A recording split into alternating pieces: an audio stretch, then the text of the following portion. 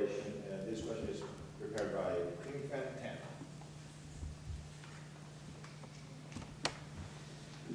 Hello everyone, my name is Chambliss. I'm the Georgia chapter of Legal Immigrant Association.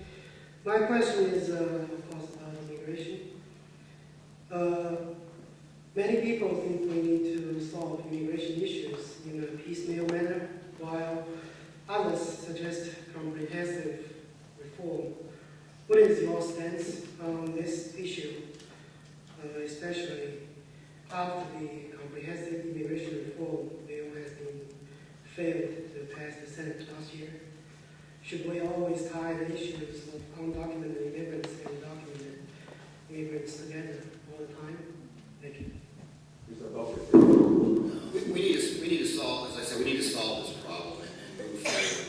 And, one of the solutions is amnesty. And Jim Martin, I think, proposes that. Saxby Chambliss will say he doesn't, but his record was he was going to sign Ted Kennedy's amnesty bill. Now, you put Saxby Chambliss back in at age 64, give him 6 years to do whatever he wants. So, again, I think we need to have a reasonable immigration policy, and we need to strictly enforce it.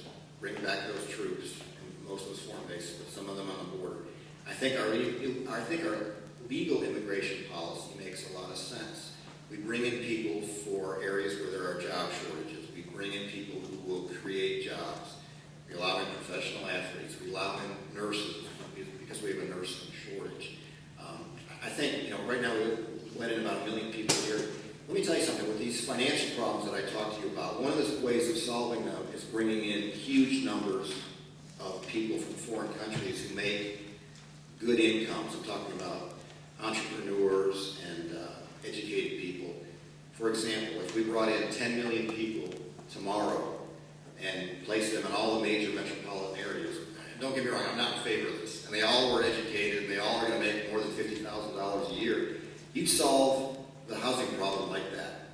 Because a lot of them would buy houses, and all of a sudden, demand would be in equilibrium with supply, or may even exceed supply. But you're going to see those type of solutions offered, and I think it'll come more from the Democrats than the Republicans, although I don't trust either one of them, as you can tell.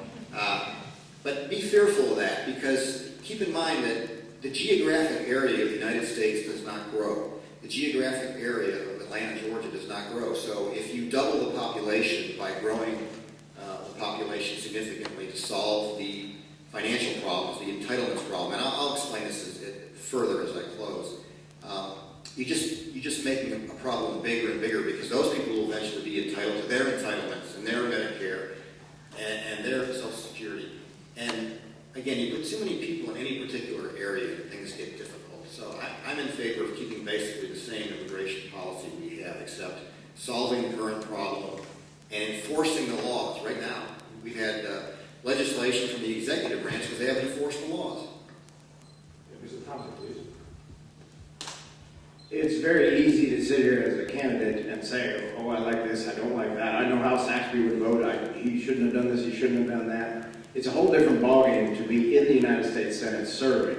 Saxby engaged in the immigration debate because we have a problem, and he wanted to address it. The fact that the bill was in Ted Kennedy's committee is the way the Senate works. It's not that Saxby picked it or said, hey, I want to go work with Ted Kennedy on this. It's the way the Senate works. So, yes, Saxby did engage in that debate. His position on it did not change. If you go to our website, which has been up for a long time, you can hear video of Saxby speaking before it. What was his core values on the immigration situation, during it, and after it? He engaged in the debate to try to deal with the situation and fix it, whether it's in one at a time or it's comprehensive. Something has to be done. And that's what he did. He will continue to fight for that. And I don't know how Mr. Buckley presumes to know how Saxby would have voted on a bill when Saxby said, I'm going to engage in this, we're going to have an amendment process, we're going to try to make a bad bill better, and if at the end of the day it's a good bill, I'll support it. If it's not, I won't. He voted against it at the end of the day because Harry Reid did not allow the amendments that we needed to get on there to make it a good bill. That's the facts, that's the way the Senate works, and Saxby's going to continue to work on that.